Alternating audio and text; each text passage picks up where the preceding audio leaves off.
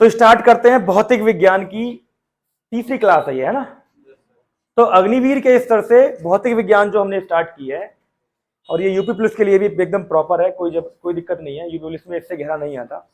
UP police में और Delhi police में अग्निवीर से डीपली साइंस नहीं पूछी जाती, है ना। निराधार उठा के 15 क्वेश्चन रख देता है ना। और क्वेश्चन साइंस के अग्निवीर के इतने जबरदस्त होते हैं ये कि 15 के 15 तुम्हें करने की क्षमता आ जाएगी, है ना। एक बार को जीएस में चूक हो सकती है, साइंस में तो क्वेश्चन साइंस से ही रहने वाले हैं। भाई जीएस का तो बड़ा इलाका है, जीके का तो कहीं से कुछ, मगर साइंस तो साइंस से ही रहेगी। तो आपको ये सारे के सारे जो भी पढ़ा रहे हैं ना, इसमें से पूरा मजबूत याद होना चाहिए, ठीक है। तो आपका क्या चल रहा है? ध्वनि। क्या चल रहा है? ध्वनि का मात्रक क्या है? डेसिबल। और ध्वनि तरंगों का मात्रक क्या है? हर्ट्ज। आज जो तुम्हें नया कंटेंट डालना है वो डालना है ध्वनि की तीव्रता। ध्वनि की तीव्रता। तो डालो ध्वनि की तीव्रता, इंटेंसिटी है। तीव्रता का मतलब ध्वनि का, अब देखो छोटी छोटी डेफिनेशन बनने वाली है। क्या बनने वाली है? छोटी छोटी डेफिनेशन। ध्वनि की तीव्रता का अगर कोई कुछ बोल सके तो बता दो, वरना छोटी सी डेफिनेशन बना देते हैं। ध्वनि का वो गुण जिससे कोई साउंड तेज या मंदा या स्लो सुनाई पड़ता है, वो क्या होती है? ध्वनि की तीव्रता। तो लिखना ध्वनि का वह गुण, ध्वनि का वह गुण जिससे वह हमें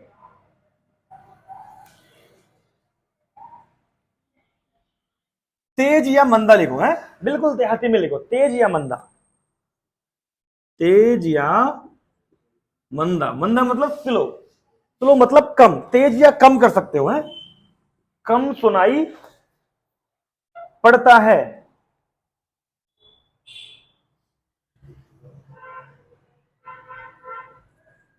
ठीक है,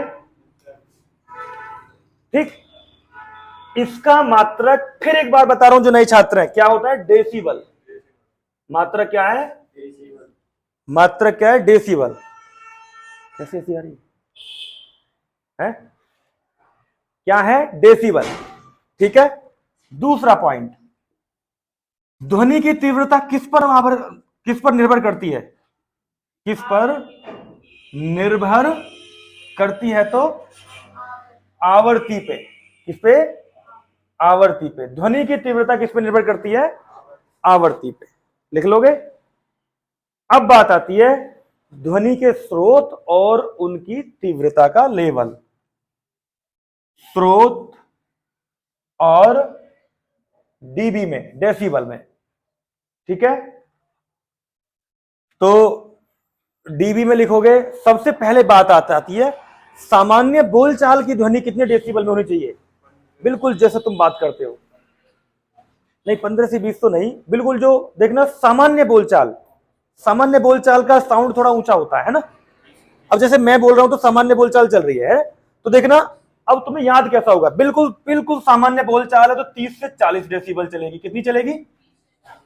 बिल्कुल सामान्य है कि जैसे मैं बोल रहा हूं, ये मैं कौन सा स्टार्ट है वो मैं बताऊंगा तुम्हें। सामान्य बातचीत की ध्वनि होती है 30 से 40 डेसिबल। मगर तुम्हें आंसर किससे मिलेगा? तो मिलेगा सामान्य बोलचाल 40 से 60 डीबी हो सकती है। कितनी हो सकती है? 40 से 60 डेसिबल तक। कुछ किताबें 65 भी बोलेंगी, है ना। और कहते हैं कि एक आदर्श साउंड जो मनुष्य को कितने डेसिबल तक सुनना चाहिए, वो लिख लो। मनुष्य को आदर्श साउंड कितने डेसिबल तक सुनना चाहिए? 80 डीबी तक। कितने तक? 80 डेसिबल तक एक आदर्श साउंड हमें सुनना। इससे ऊपर हमारे लिए शोर शराबा माना जाएगा, है ना। तो आगे लिखो, भीड़ भाड़ वाले इलाकों में कितना साउंड होता है? भीड़ भाड़ में, भीड़ भाड़ में 70 डीबी। कितना? 70 डेसिबल। पूछेगा ऑर्केस्ट्रा कितने डेसिबल पे बजता है? ऑर्केस्ट्रा सुना है कभी? ऑर्केस्ट्रा, ऑर्केस्ट्रा कितने डेसिबल बजता है? तो 120। 120 डेसिबल में। ऑर्केस्ट्रा नहीं हो, बहुत सारा बैंड सा ऐसा रहता है, वो अंग्रेजी बजाते हैं, हमारे यहाँ तो नहीं बजता वो है। हमारे यहाँ एक है, एक फेमस हो रही है एक लेडी, लड़की है ना, बहुत सारे राउंड राउंड से होते हैं, उसमें बड़ी पैनी आवाज निकलती है। ठीक है, तो देखना उसके बाद अगला क्वेश्चन, ऑर्केस्ट्रा के बाद मिसाइल छूटती है, मिसाइल जेट विमान, ये कितना साउंड करते हैं, तो वो लिखो जेट। तो सबसे पहले लिखोगे जेट विमान, जेट विमान, जेट विमान। और यहां क्यों लिख दिया, जेट विमान लगभग 140 डेसिबल, जेट विमान 140 डेसिबल। मिसाइल, मिसाइल जब लॉन्च होती है कितनी गड़गड़ाहट होती है, 180 डेसिबल तक, मिसाइल 180। और जो तुम्हारे ये हॉर्न है, फैक्ट्रियों में सायरन बजते हैं फैक्ट्रियों में, प्लस ये जो बार बार हॉर्न बजाता हुआ निकलता है ट्रक और ये सब चीजें जो हॉर्न होते हैं, ये 100 से 110 डेसिबल पे बजते हैं, समझ रहे हो ना, 100 से 110 पे।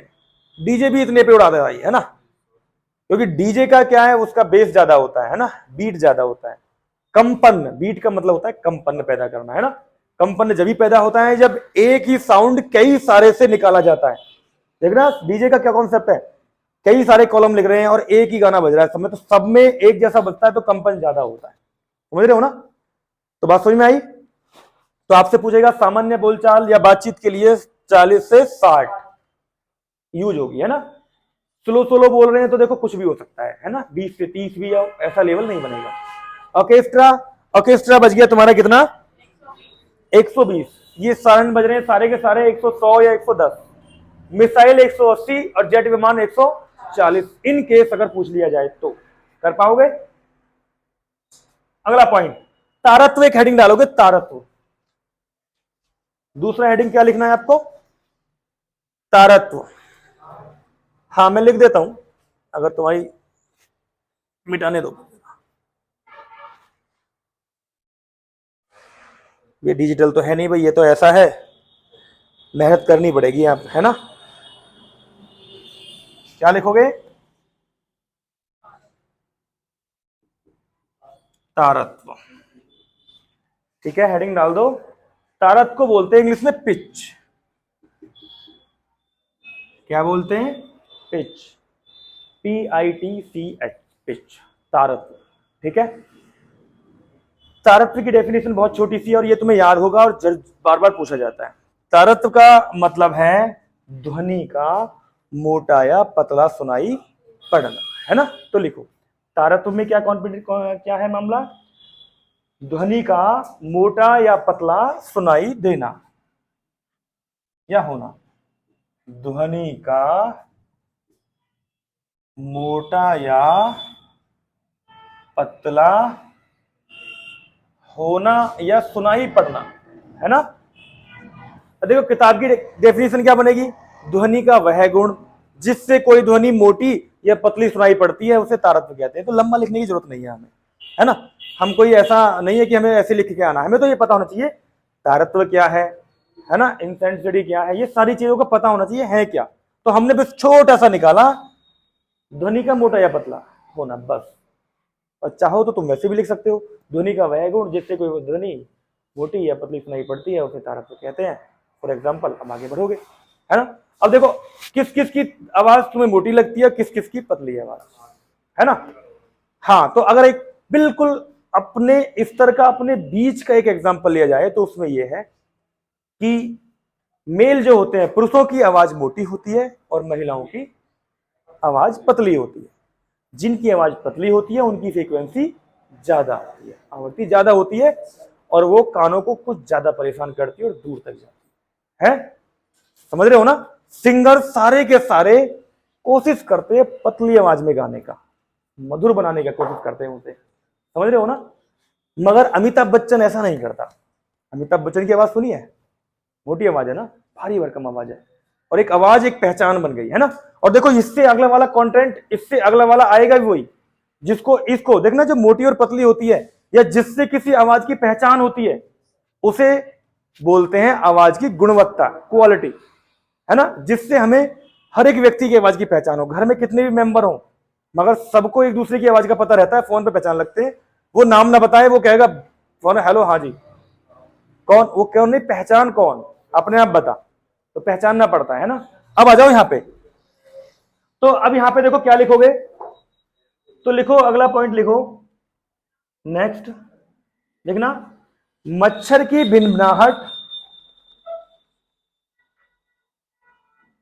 पहले तो ये लिखोगे तारत्व किस पे निर्भर करता है, तारत्व किस पे निर्भर करता है,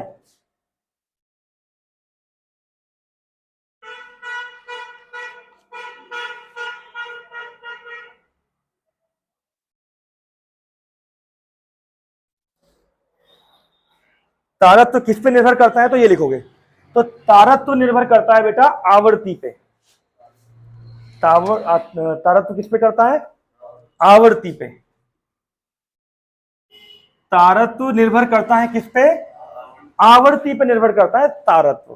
ठीक है, अब कैसे देखना, जिस आवाज का की आवृत्ति अधिक होगी, है ना, उसका तारत्व ज्यादा होगा, समझ रहे हो ना। तो लिख लो, लिख लो, ध्वनि की, सुनो, चलो लिखोगे, आवृत्ति अधिक तो तारत्व अधिक, है ना, आवृत्ति अगर अधिक होगी तो तारत्व अधिक होगा, आवाज सुरीली लगेगी आपको, आवाज कैसी लगेगी, सुरीली। कॉन्सेप्ट समझ में आ रहा है बात, अधिक तारत्व तो आवाज तो क्या होगा, आवृत्ति अधिक है, आवाज सुरीली दिखाई देगी, सॉरी, आवृत्ति अगर कम है तो तारत्व कम होगा और आवाज सुरीली नहीं। कॉन्सेप्ट समझ में आ गया, ठीक है। नेक्स्ट पॉइंट, अब अगला पॉइंट लिखोगे, शेर की दहाड़, ये मैं बिल्कुल ऐसे लिखा, शेर की दहाड़ और शेर की दहाड़ और मच्छर की भिनभिनाहट, मच्छर की भिनभिनाहट, शेर की दहाड़ और मच्छर की भिनभिनाहट में किसका तारत्व अधिक है, बार बार पूछेगा आपसे, ऐसे ही जो के त्यों, कोई चेंज नहीं, जो के त्यों लाइन, बताओ जी कौन ज्यादा बलवान है, तो मच्छर। देखो शेर से तो सामना तुम्हारा कभी कभाई होने वाला है, शायद जीवन में हो भी ना, होगा क्या अगर होगा तो शायद या तो वो नहीं बचने वाला या तुम नहीं बचने वाले हो, है ना, तो बताएगा कौन नहीं, हो जाएगा है? अगर तुम चले जाओगे, अब तो बहुत सारे चिड़ियाघर बने हुए हैं, अब समझो है क्या, देखो समझ में, अब आ जाओ सिलेबस पे, ये मजाक का पार्ट था, अब समझो, शेर की दहाड़ अपने आप में ताकतवर है, मगर मच्छर की भिनभिनाहट की आवृत्ति ज्यादा है, एक नथिंग सा जीव कान के नजदीक आकर के पूरे सिस्टम को हिला के चला जाता है, क्या देता है, और देखो ऐसा अकेला यही है, बहुत नथिंग होते हुए भी शोर मचाता हुआ आएगा और काट के चैलेंज करके, मतलब चैलेंज करके आपको काट के जाएगा, है ना। अब ये परेशान तो करता ही है, तो देखना एक बहुत छोटा सा कान के साउंड को बिल्कुल अंदर तक पहुंचा देता है आवाज। तो आपसे पूछ रहे हैं मच्छर की भिनभिनाहट में आवृत्ति ज्यादा है या शेर की दहाड़ में, कर लोगे ना। अब जितनी भी पतली आवाजें हैं उनकी आवृत्ति क्या होगी, ज्यादा, समझ रहे हो ना। तो देखना आवृत्ति ज्यादा तो साउंड ज्यादा, ठीक है। चलो बहुत बढ़िया, अब एक हेडिंग और डालोगे, आवाज की गुणवत्ता, लास्ट नहीं है, इसके बाद और भी है, छोटा सा पॉइंट है, आवाज की गुणवत्ता, क्वालिटी, इसमें ज्यादा कुछ नहीं है, बस छोटा सा पॉइंट लिखना है, आवाज की गुणवत्ता, गुणवत्ता मतलब क्वालिटी, और इसको तुम अपने लाइफ में न जाने दिन में कितनी बार बोलते होगे, है ना, कैसे बोलते होगे, जो भी यहाँ पे इंक्वायरी लेने आए, जो भी आज हमारी क्लास में पढ़ रहे हैं, जो भी लोग वीडियो को देखेंगे, वो यही कहेंगे, गुरुजी पढ़ाई बढ़िया चल रही है। बढ़िया का मतलब क्या है, क्वालिटी बढ़िया। तुम हलवाई की दुकान पे जाओगे, हाँ जी बढ़िया मिठाई कौन सी है, ये वाली दे दे, है ना। रफ लेने जाओगे, बढ़िया रफ कौन सी है, ये वाली दे दे। पेन लेने जाओगे, बढ़िया पेन कौन सा है, ये दे दो। बाल कटाने जाओगे, भाई ये बढ़िया काट है, काट, समझ रहे हो ना। तो हर जगह व्यक्ति को क्या चाहिए, बढ़िया, क्या चाहिए, क्वालिटी। आज के टाइम में जो नहीं मिल पाती है ना लोगों को, क्योंकि हर कोई व्यक्ति मिलावट करने की कोशिश करता है, क्योंकि सबको पता है कि अगर रही सोना है तो मिलावट करनी पड़ेगी प्रोडक्ट में। और तुमको मैं बता दूं कि इंसान की जो एज कम हुई है उसका मूल कारण ये है कि आज इंसान 50-60 साल में, 40 साल में टपक जाता है, कोई मतलब कैसा हो जाता है, अजीब अजीब से हो जाते हैं। वो क्या है, उसके लिए जिम्मेदार है मिलावट। और मिलावट के लिए जिम्मेदार हम तुम ही है ना, क्योंकि हम तुमको चाहिए चमक है। चलो वो बात हो गई अलग, अब बहुत लंबे चले जाएंगे, फिर वहां तक वापस लौट के यहीं आते हैं। तो गुणवत्ता की बात है वो लिखो, इसमें लिखोगे ध्वनि का वो गुण, ध्वनि का वो गुण जिसमें समान तीव्रता और समान आवृत्ति के बाद भी, देखना, ध्वनि का वो गुण जब समान तीव्रता और समान आवृत्ति के बाद भी ध्वनि को पहचाना जाए। 2 मिनट में कह दोगे ये पापा बोल रहे हैं भाई, ये मम्मी की आवाज है, ये भाई की आवाज है। तो ध्वनि का वो गुण है जिससे आवाज की पहचान होती है, चाहे वो साउंड कितना भी हो। दोबारा बोल देता हूं, ध्वनि का वो गुण समान तीव्रता और समान आवृत्ति के बाद भी, है ना, हम आवाज की पहचान कर सके। मान के चलो 2 लोग बोल रहे हैं, बराबर लेवल में बोल रहे हैं, मगर उसके बाद भी कुछ ना कुछ चीजें ध्वनि में ऐसी होती हैं, हम कह देंगे भाई ये तो सर की आवाज है ना, ये वाली बात। अब देखना, अमिताभ बच्चन के साथ कोई भी बोलने लगे, पहचान हो ही जाएगी है, ठीक है, हर किसी की। चलो आगे बढ़े, तो ये वाला भी क्लियर हो गया। अब जो महत्वपूर्ण पॉइंट आ रहा है वो है ध्वनि की चाल। ये यहां से क्वेश्चन बनेंगे, है ना, हेडिंग डालोगे ध्वनि की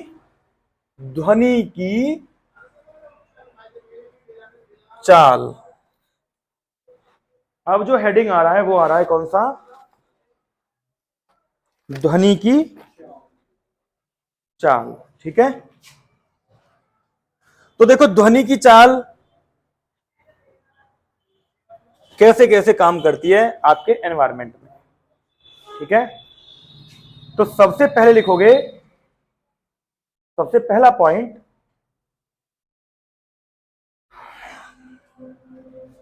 ध्वनि पर दाब का, सॉरी, ध्वनि पर एनवायरनमेंट का प्रभाव लिखेंगे सबसे पहले तो, है ना। तो सबसे पहले लिखोगे ध्वनि का वायुमंडल में प्रभाव। ध्वनि पर वायुमंडल का प्रभाव, सबसे पहले वायुमंडल का प्रभाव। अब वायुमंडल मैंने अभी आपको पढ़ाया नहीं है, वो शायद कल आ जाए परसों आ जाए, फिर भी मैं एक छोटी सी चीज बता देता हूं। वायुमंडल, वायु मतलब वायु में गैसों का मिश्रण, है ना। और वो मैं बताऊंगा तुम्हें कैसे डेफिनेशन बनानी है। देखो, तो ध्वनि का वायुमंडल पर, सॉरी, ध्वनि पर वायुमंडल का प्रभाव। वायुमंडल में देखो, तुमने कब देखा होगा, कभी हवा तेज होती है, कभी हवा कम होती है, कभी गर्मी होती है, कभी सर्दी होती है ना, कभी बरसात होती है, कभी चिपचिपाहट जिसे ह्यूमिडिटी बोलते हैं वो होता है। तो ये सारी की सारी चीजें ध्वनि की स्पीड पे प्रभाव डालती हैं, समझ रहे हो ना। तो लिखो सबसे पहले दाब बढ़ने पर, वायुमंडल में दाब बढ़ने पर, पूरा नहीं लिखूंगा, केवल यहां लिख रहा हूं एक बार, वायुमंडल में दाब बढ़ने पर,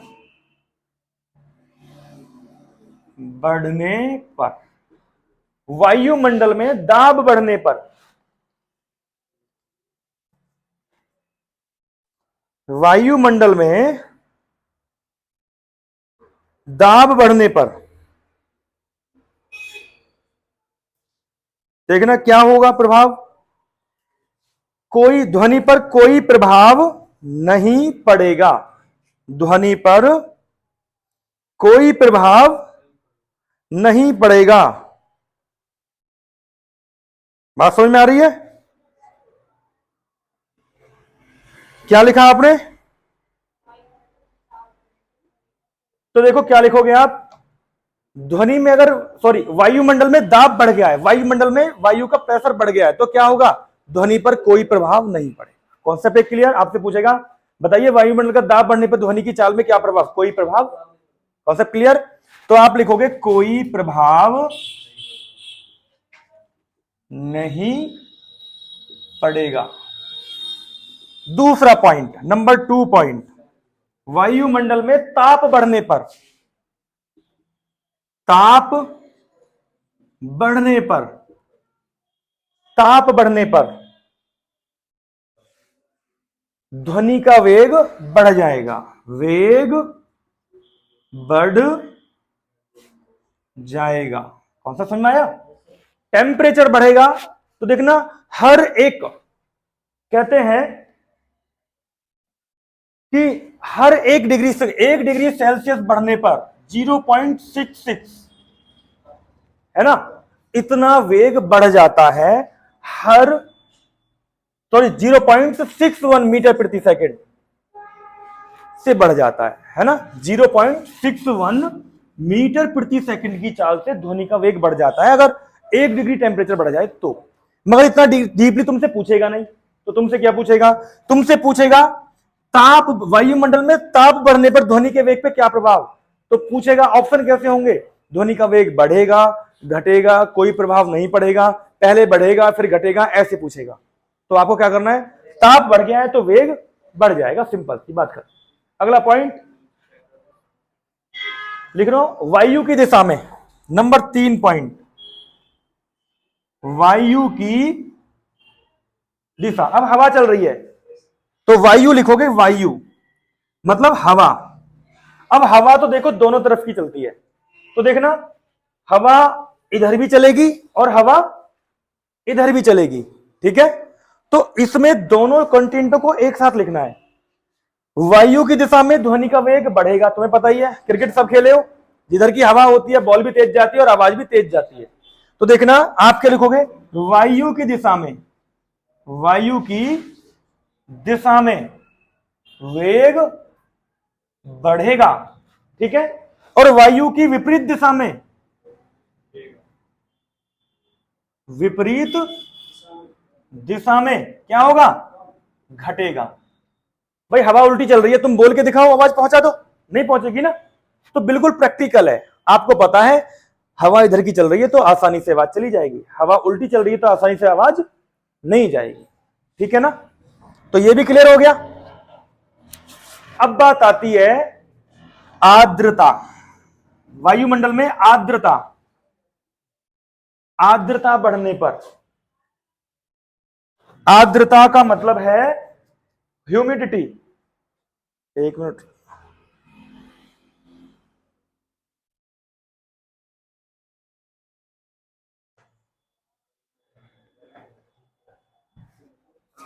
हेलो, क्लास चल रही है अभी? हाँ जी। तो आपको क्या लिखना है, आर्द्रता मतलब ह्यूमिडिटी। आर्द्रता बढ़ने पर, आर्द्रता ये होती है कि एनवायरमेंट में पानी की मात्रा कितनी है, समझ रहे हो।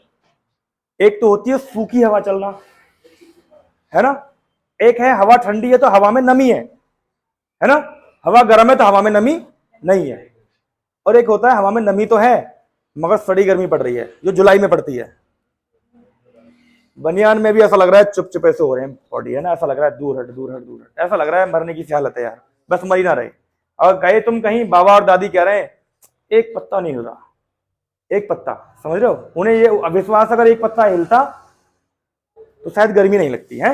अब देखो इसमें क्या होता है, लिखो आर्द्रता बढ़ने पर हमेशा वेग बढ़ेगा।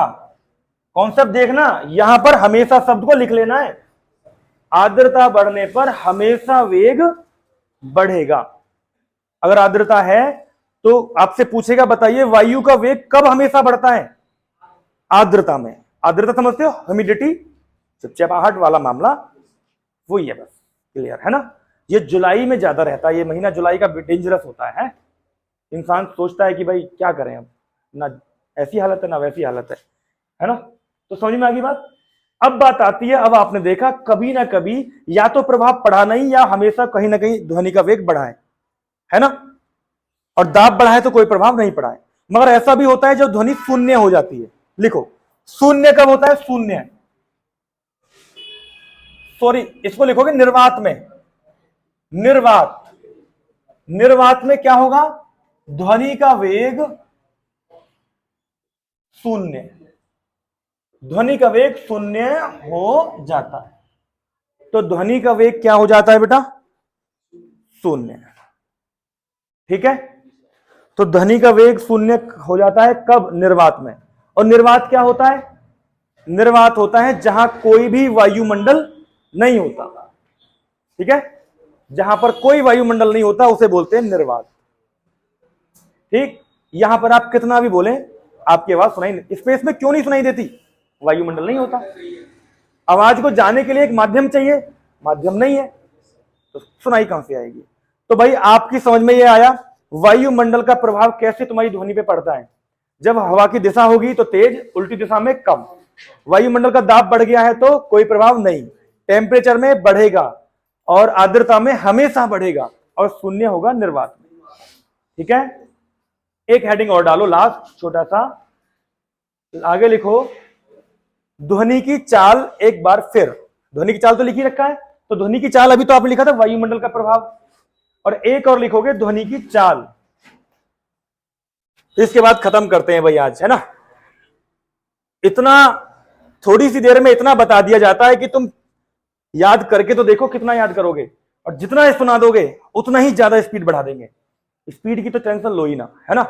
टेंशन ये लो कि तुम्हें कितना याद हो रहा है, वो तुम्हारे टेंशन का विषय है। सिलेबस तुम्हारे टेंशन का विषय है, वो तो हमारा विषय है।